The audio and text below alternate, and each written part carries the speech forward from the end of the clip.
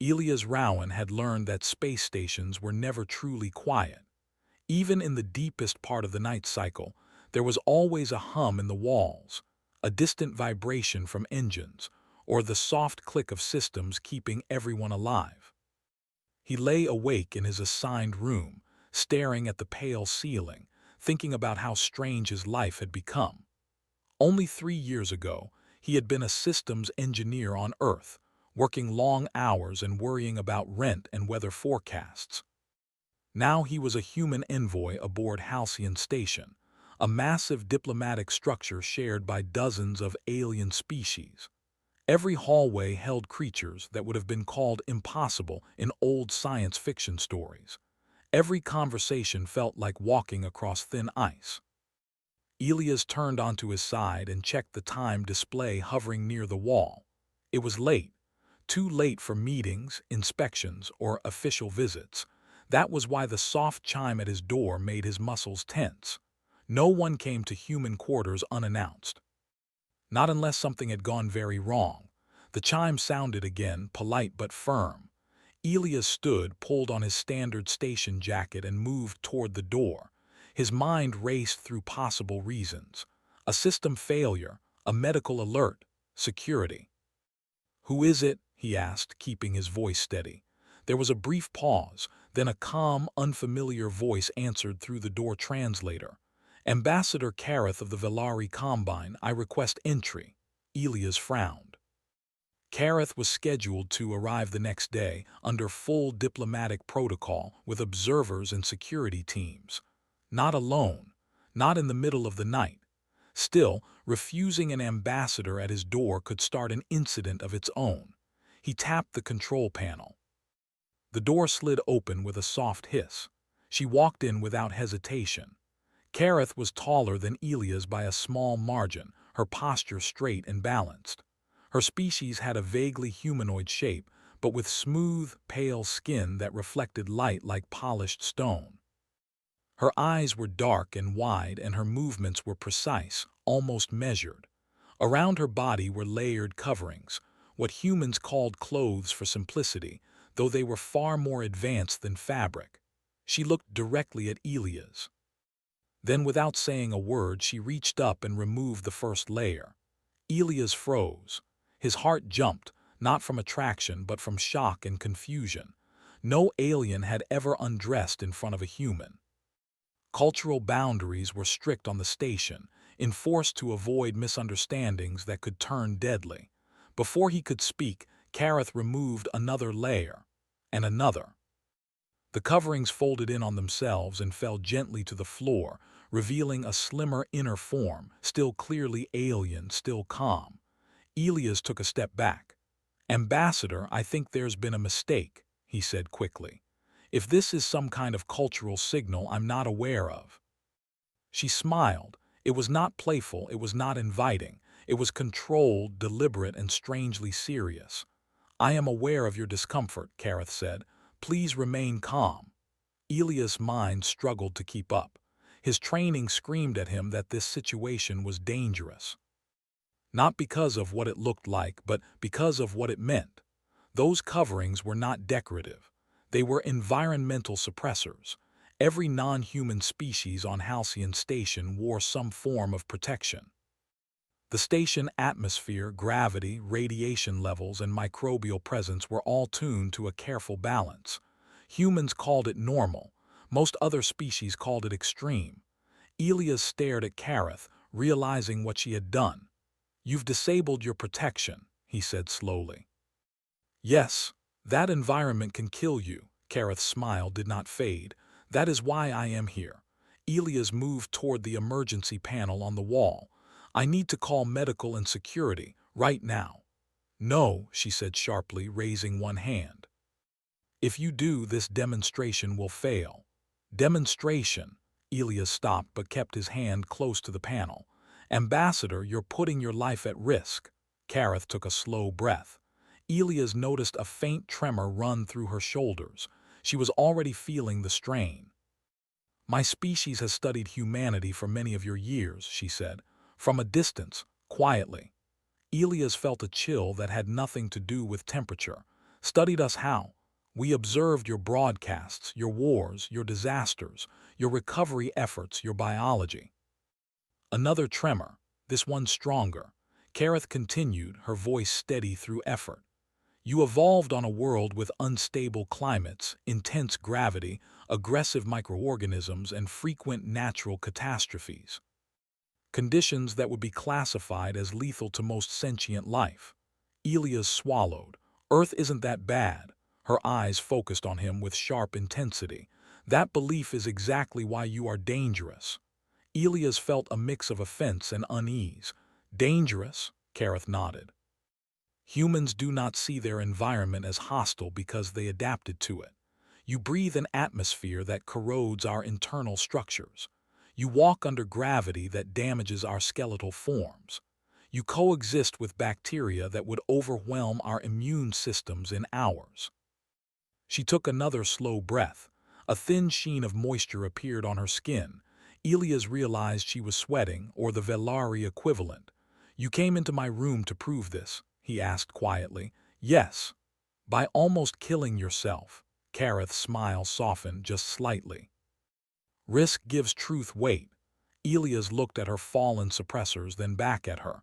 This station has emergency fields. I can activate a localized shield. That would defeat the purpose. Then what do you want from me? He demanded. Kareth met his gaze. I want to see how a human responds. The words hung between them. Elias felt his heart pounding, but his mind began to slow. Training took over. Not diplomatic training, survival training. The kind humans learned without realizing it. You're in distress, he said. You're trying to hide it, but I can see it. If you stay like this much longer, you could collapse. Yes. So you planned for that too, Kareth inclined her head. Possibly. Elias shook his head. This is insane. From your perspective, she agreed. He moved slowly toward the small medical kit mounted on the wall. Sit, he said firmly, pointing to the chair near the desk. Kareth hesitated. That's not a suggestion, Elias added. It's common sense. After a moment, she complied, lowering herself with controlled movements. The effort showed. Elias grabbed a thermal blanket designed for human use and draped it around her shoulders. Her eyes widened slightly. What is this? Something to help regulate body stress, he said. It's not perfect, but it's better than nothing. You are altering the conditions. I'm keeping you alive, Elias replied. There's a difference. Kareth studied him closely. You could have panicked. You could have called security. You could have reacted with fear or aggression. And you wanted to see if I would, Elias said. Yes. He let out a slow breath. Congratulations, you found out I don't like people dying in my room. For the first time, her smile looked genuine. Noted, she said. Elias knelt in front of her, keeping a respectful distance, and scanned her vitals with the handheld device from the kit. The readings were unstable but not yet critical. You need your suppressors back on, he said. Soon. Soon, she agreed. They sat in silence for a moment, the hum of the station filling the space. You said this was a demonstration, Elias said finally. For who? Kareth's eyes shifted just slightly toward the ceiling. For those who doubt whether humanity should be allowed closer to the center of galactic affairs. Elias frowned. Closer how? She looked back at him. That is not a conversation for tonight. He didn't like that answer, but he let it pass.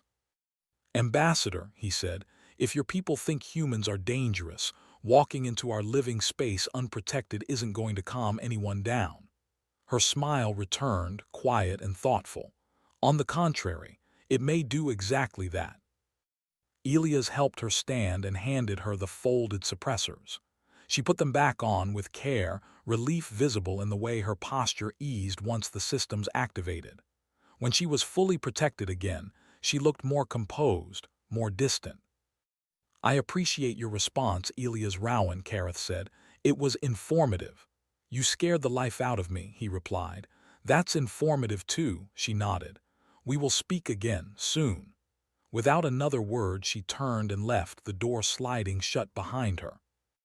Elias stood alone in his room, staring at the spot where she had stood. His heart was still racing. Only then did the full weight of her words settle in. Humanity wasn't being welcomed into the galaxy. They were being evaluated. And whatever test Kareth had just begun, it was far from over. Elias Rowan did not sleep after Kareth left. He sat on the edge of his bed, hands resting on his knees, listening to the steady hum of Halcyon Station. The room felt different now, as if the walls themselves remembered what had happened. He kept replaying the moment she removed her suppressors, the calm look on her face, the way her body had struggled against conditions that felt normal to him. Humans never thought about breathing. That thought stayed with him. When the station's artificial dawn cycle began, Elias finally stood and washed his face. He looked tired in the reflection, dark circles under his eyes, but his expression was focused. Whatever Kareth had started, ignoring it would only make things worse. As he stepped into the corridor, he noticed something unusual. The hallway was busier than normal for this time cycle. Security drones moved slowly along the ceiling rails. A pair of non-human diplomats stood whispering near an intersection, their body language tense. News traveled fast on the station. Elias headed toward the human administrative sector. His communicator chimed before he reached the door. "Rowan," came the voice of Commander Lyon Park, the senior human authority on the station. "Report to Briefing Room 3, now." That confirmed it. Inside the briefing room, several humans were already seated around the table. Scientists, diplomats, security officers. All of them looked serious. A large display glowed at the center of the room, paused on an image of Ambassador Kareth. Elias took an empty seat. Commander Park stood at the head of the table. She was calm, but her eyes were sharp. "You want to explain why a Velari ambassador disabled her environmental protection inside your private quarters last night?" All eyes turned to Elias. He took a breath. "She said it was a demonstration." "A demonstration of what?" asked Dr. Hargreaves, one of the xenobiologists. "Our environment," Elias said, "and how easily we survive it." A quiet spread through the room. "She nearly died," said a security officer. "Yes," Elias replied, "and she knew that." Commander Park folded her arms. "She made a formal report to the Concord less than an hour ago. She described the encounter as informative and successful. That phrase is now being repeated by at least 3 other delegations." "That's not good," someone muttered. "It's not bad either," Elias said carefully. Park raised an eyebrow. "Explain." Elias leaned forward. "They aren't looking at us as equals yet. They're trying to understand us.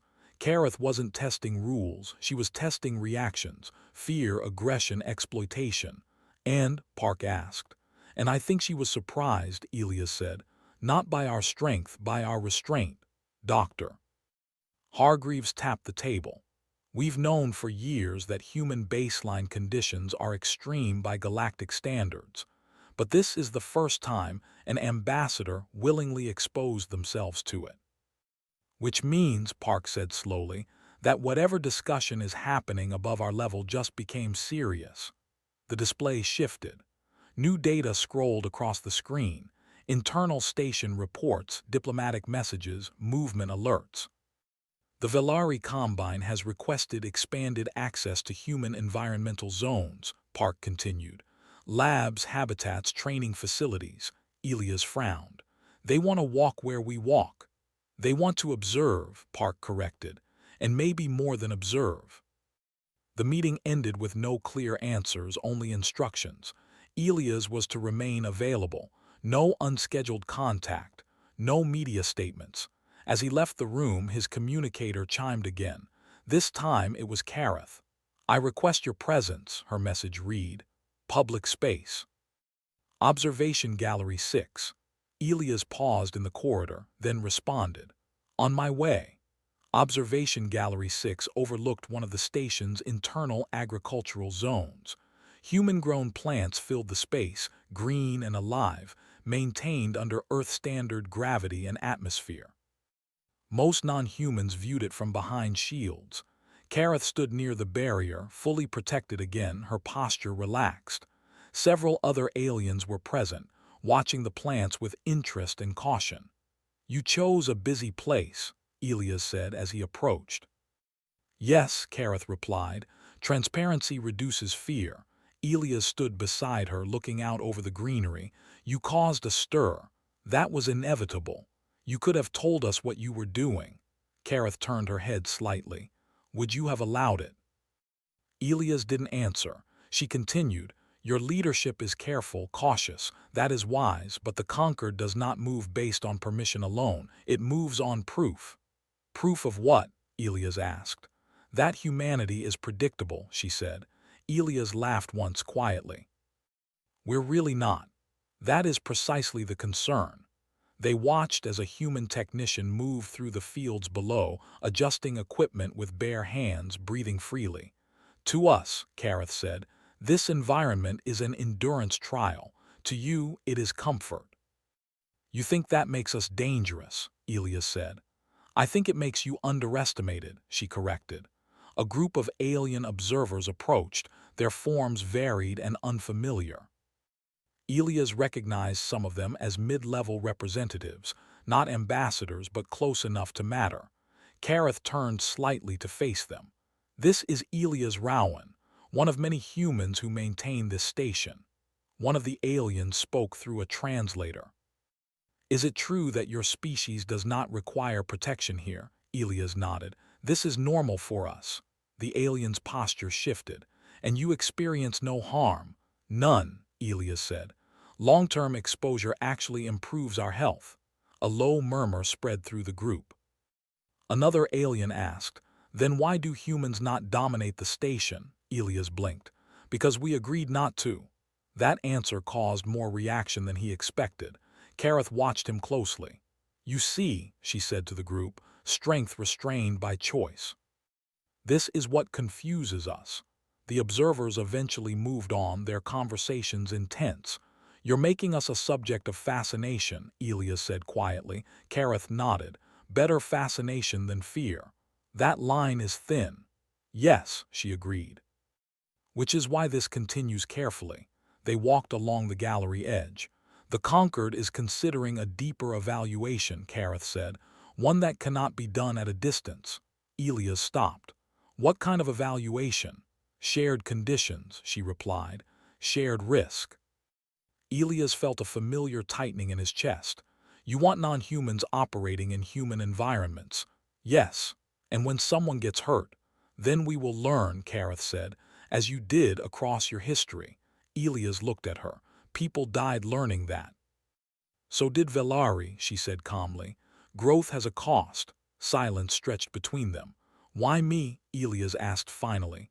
"Why involve me at all?" Kareth met his gaze. "Because you did not treat me as an experiment or a threat. You treated me as a person." Elias looked away, uncomfortable. "That shouldn't be special." "In this galaxy," she said, "it is." Over the next cycles, the station changed. Observation teams arrived.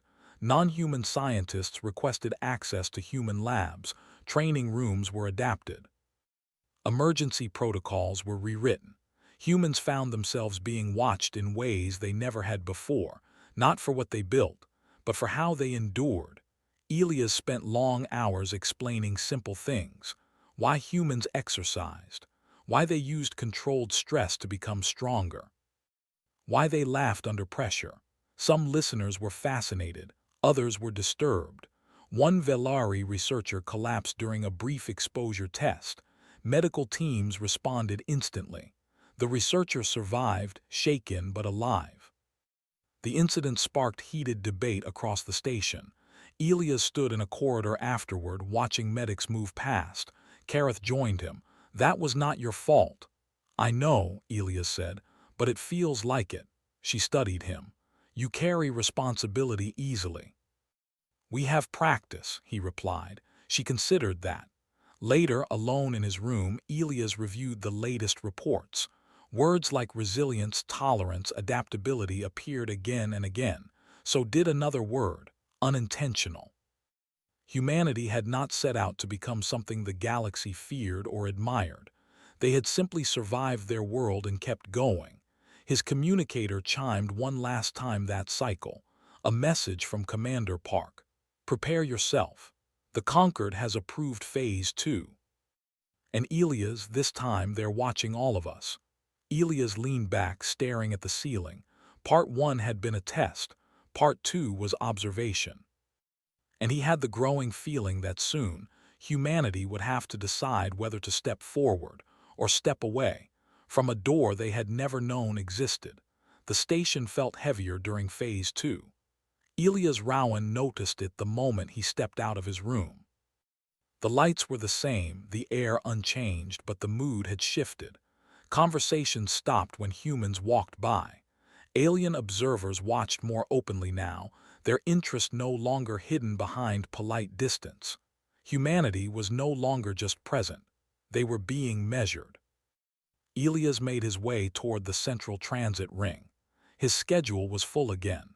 Demonstrations, interviews, monitored work shifts. Things that used to be normal tasks were now treated like important data points. He entered a lift with 2 other humans and 1 alien observer. The alien stood rigid, wearing thick environmental protection, its breathing audible through the suit. Elias leaned against the wall casually. The alien's eyes followed the movement. The lift descended in silence.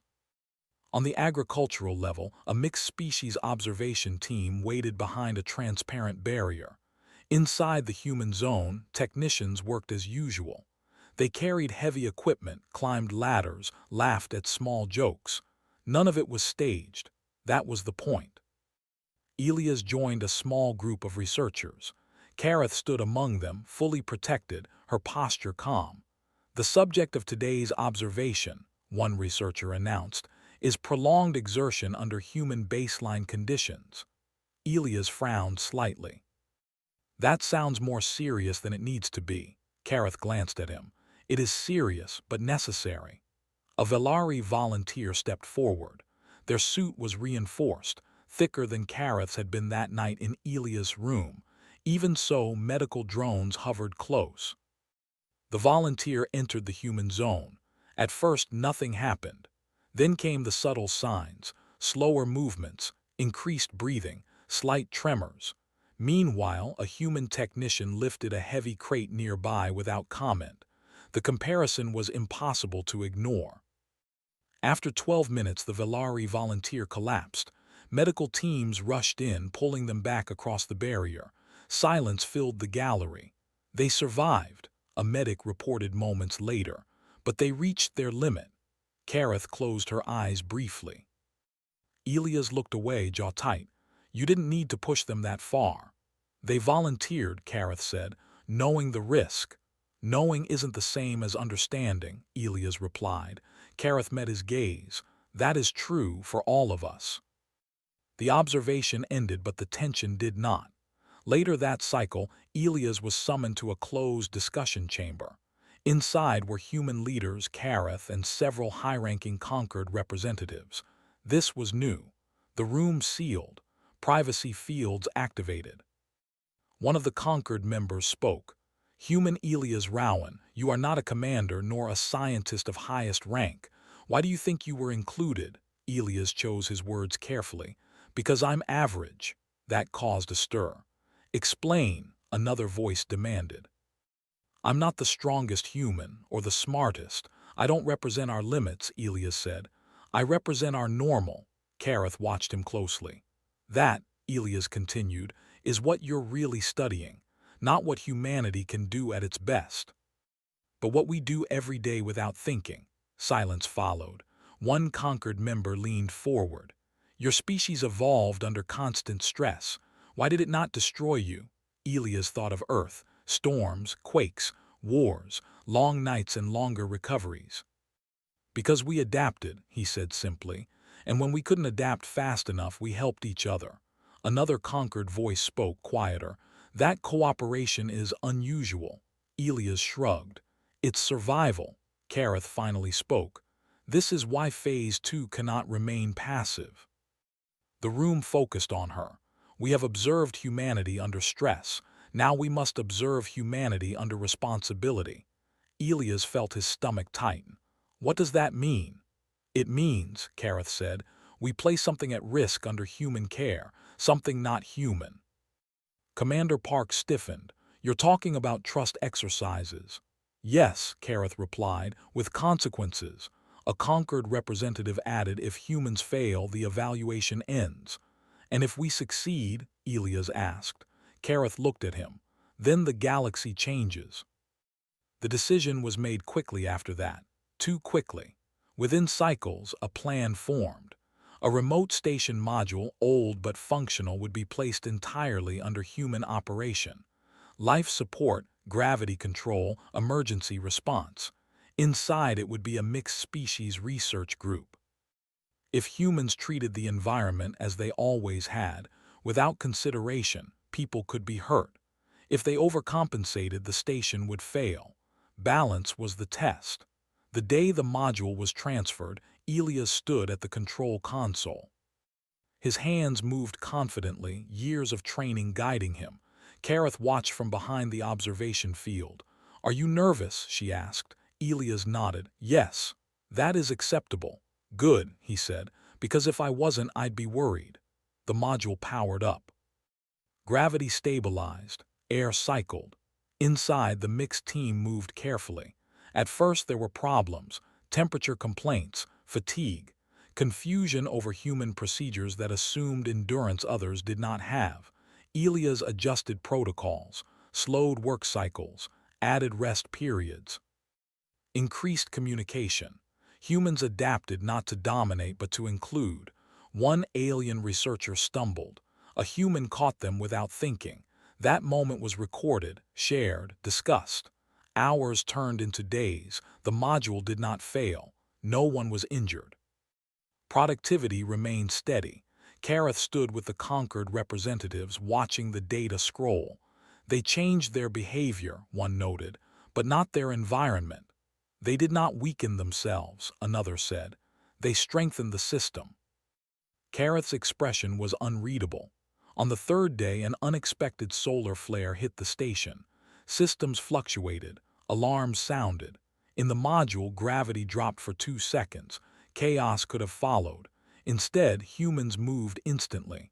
They stabilized others. Secured equipment, activated backups without panic. Alien researchers followed their lead. When the danger passed, silence filled the space. Elias exhaled slowly. Later, Kareth met him in a quiet corridor. You are not supposed to experience an external crisis, she said. Elias gave a tired smile. Space doesn't care about plans, she studied him.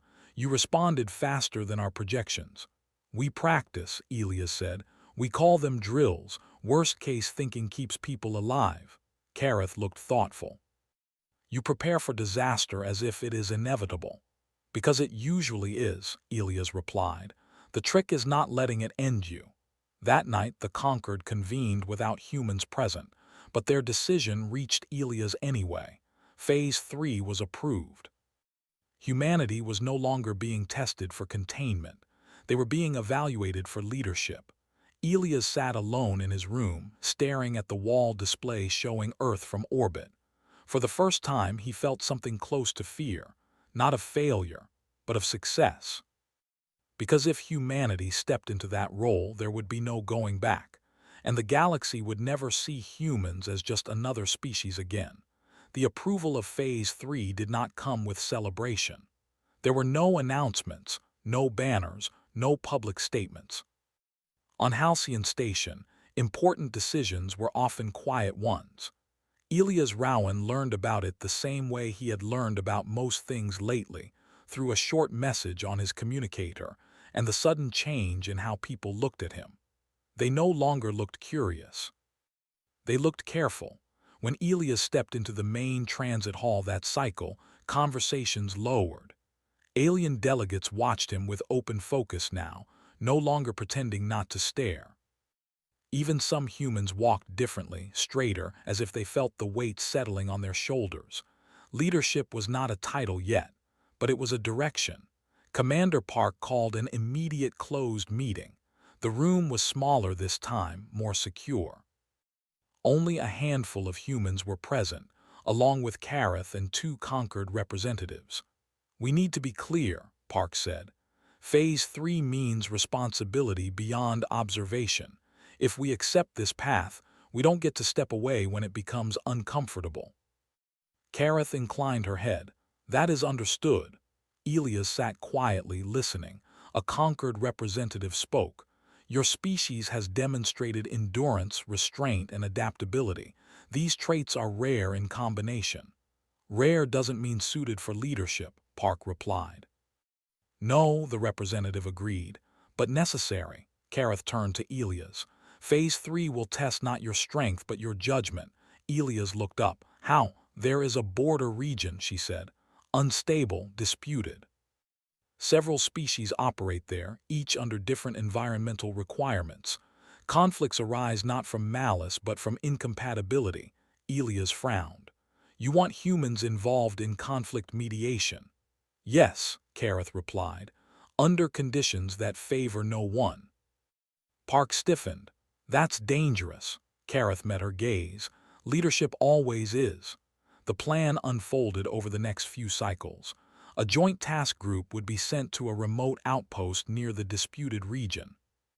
The environment would remain at human baseline, but support systems for other species would be limited and shared. Humans would not command. They would coordinate. Elias was assigned as one of the operational leads. When he boarded the transport, he felt the difference immediately. The ship was quieter than usual. The mixed crew moved with caution, eyes watching one another. Fear and hope often looked the same. The outpost was old, its structure worn by time and neglect. Human gravity fields hummed steadily. The air was clean, sharp. For Elias, it felt like home. For others, it was a challenge. The first hours were tense. Minor disagreements flared over work pace, over resource allocation, over misunderstandings that would have seemed small anywhere else. Elias spent most of his time listening. When a non-human engineer complained of exhaustion, Elias adjusted schedules. When humans pushed to move faster, he reminded them to check on their team. We don't win by finishing first, he said more than once. We win by finishing together. Some humans resisted at first. They were used to pushing through discomfort. It was instinct. But instinct could be taught to change. The first real test came on the second day. A power fluctuation rippled through the outpost. Lights dimmed. Support systems wavered. For several seconds, environmental stabilizers failed. For the non-humans, panic hit fast. Elias didn't shout. He didn't freeze. He moved. He directed humans to manual controls, assigned others to assist those struggling to breathe, and spoke calmly over the internal channel. Follow the procedures. One step at a time. We've trained for this. They had. Within minutes, systems stabilized. No one was lost. Afterward, silence filled the command space. One of the alien delegates approached Elias slowly. You did not prioritize your own people. Elias looked confused. Everyone here is our people. The delegate studied him, then nodded once. Word spread quickly. By the third day, cooperation improved. Humans learned to slow down without losing efficiency. Non-humans learned to trust human reactions during stress. The environment did not change. The people did. Kareth observed from orbit, watching reports and recordings. She paid close attention not to success, but to moments of strain, especially one. A human technician collapsed from exhaustion during an extended repair cycle. He had ignored his own limits to help others. Medical teams responded quickly. He recovered, but the incident raised questions. Kareth requested a direct link to Elias. You push yourselves too far, she said. Elias nodded. Sometimes. Why? Because we don't like stopping when someone still needs help. That could destroy you, she said. Hasn't yet, Elias replied quietly. She studied him. That answer concerns me. It should, he said. It concerns us too. As the days passed, data flowed back to the Conquered, performance metrics, incident reports, psychological assessments. The conclusion was not unanimous. Some argued humans were too intense, too risk-tolerant. Others argued that was exactly what made them reliable. The final event of Phase 3 came without warning. A supply convoy misjumped and emerged dangerously close to a stellar debris field. Communication was poor. Automated systems struggled to compensate. Lives were at risk. The nearest operational command was Elia's outpost. The Conquered did not issue orders. They waited. Elias received the alert and felt the familiar tightening in his chest. Options? He asked his team. A dozen voices responded. Calm, focused. Elias made a decision quickly, not perfectly, but decisively. They rerouted power, calculated a narrow extraction window. Coordinated with the convoy using simple, clear instructions. It was risky, but hesitation would have been worse. The convoy escaped with damage, but intact. No lives were lost. When the emergency ended, Elias sat heavily in his chair, hands shaking slightly. He let it happen. Humans had learned long ago that pretending to be unafraid was pointless.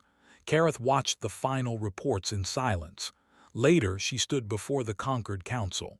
Phase 3 is complete, she said. And your assessment? One asked.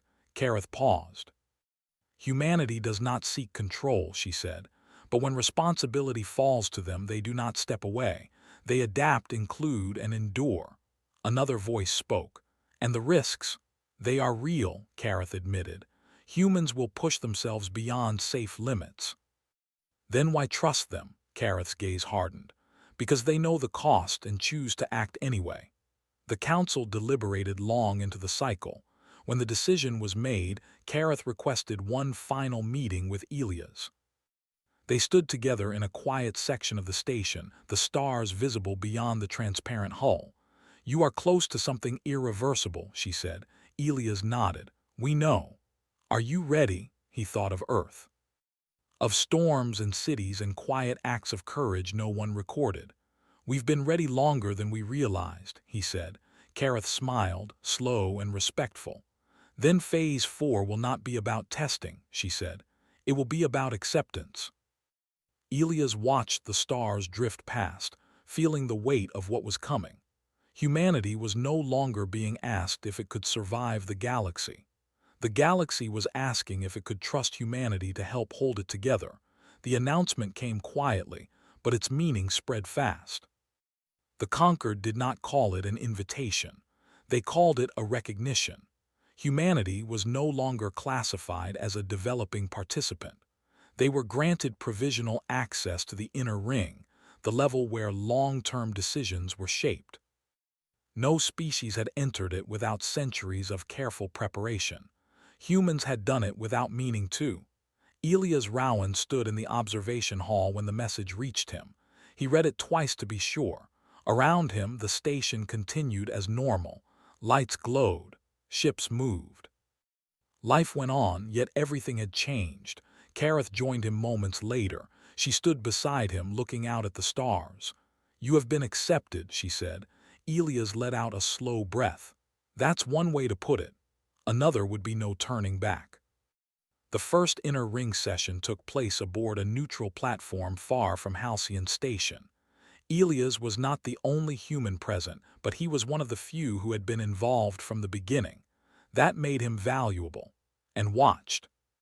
The chamber was vast, designed to make everyone feel small.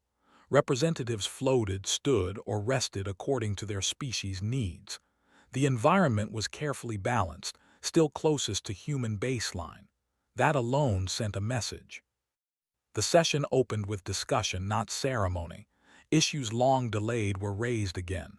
Border disputes, resource strain, emergency response failures. Humans listened more than they spoke. When Elias did speak, it was simple.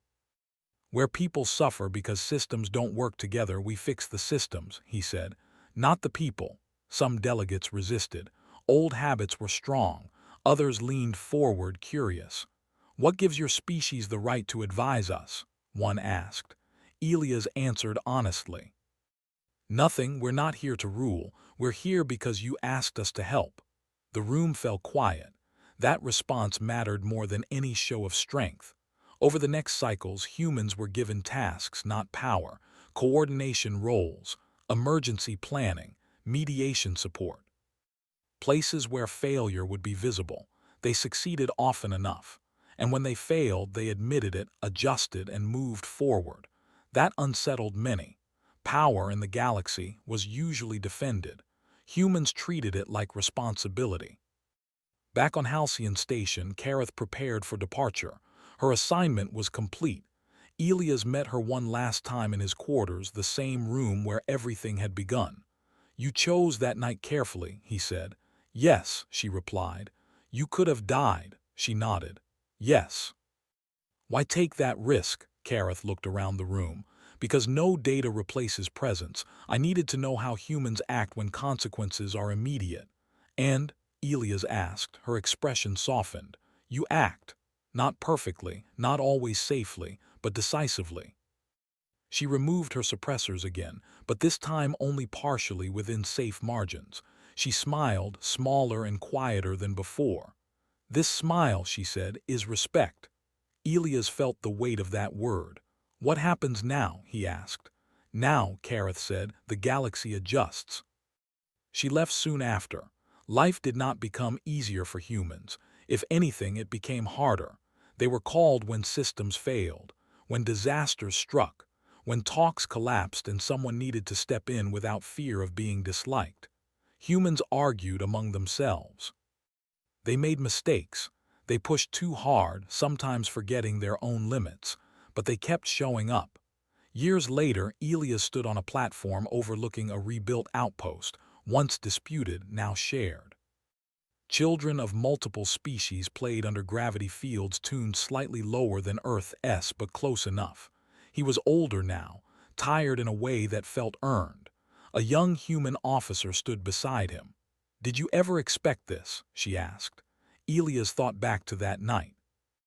The door chime, the smile, the fear. "No," he said. "We just did what made sense at the time," she smiled. "That seems to be your species' pattern." Elias watched the children run.